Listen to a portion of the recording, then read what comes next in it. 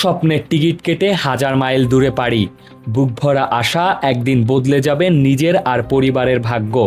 কিন্তু সেই স্বপ্ন যদি একের পর এক রক্তাক্ত দুঃস্বপ্নে ভেঙে পড়ে, তাহলে কি হবে? যুক্তরাষ্ট্রে বসবাসরত বাংলাদেশিদের জন্য গত 15 দিন যেন শোকের কালো অধ্যায়। একটির পর একটি নির্মম হত্যাকাণ্ড, আর প্রতিটি ঘটনার পেছনে ভেঙে যায় পরিবার, নিভে যায় ভবিষ্যৎ। প্রবাসী বাংলাদেশি কমিউনিটিতে ছড়িয়ে পড়েছে আতঙ্ক, শোক আর অজানা এক অনিশ্চয়তা। গত 2 এপ্রিল ফ্লোরিডায় নৃশংসভাবে খুন হন নিলুফা ইয়াসমিন। 2 সন্তানের জননী এই মা। এক হাতেই সংসার চালানো এই নারী কাজ করতেন একটি দোকানে।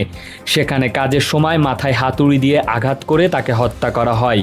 পুলিশ জানায় হামলাকারী অতীত এমন সহিংস ঘটনার সঙ্গে জড়িত ছিল। এই হত্যাকাণ্ডে মুহূর্তেই অনাথ হয়ে যায় তার 2 সন্তান ও একটি পরিবার ভেঙে পড়ে চোখের পলকে।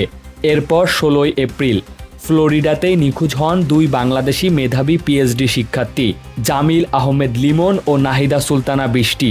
উচ্চশিক্ষার স্বপ্ন নিয়ে যা এই তরুণী হঠাৎই নিখোঁজ হওয়াকে ঘিরে শুরু হয় ব্যাপক তদন্ত। সন্দেহের কেন্দ্রবিন্দুতে আসে লিমনের রুমমেট হিশাম সাহেল।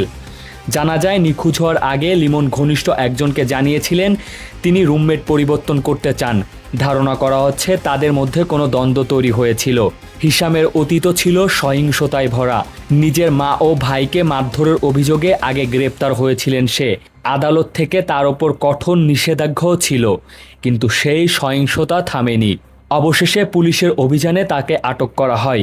প্রথমে আত্মসমর্পণ না করলেও বিশেষ বাহিনী ঘটনাস্থলে পৌঁছালে আত্মসমর্পণ করে সে। জিজ্ঞাসাবাদে তার দেয়া তথ্যের ভিত্তিতে উদ্ধার করা হয় জামিল লিমনের মরদেহ।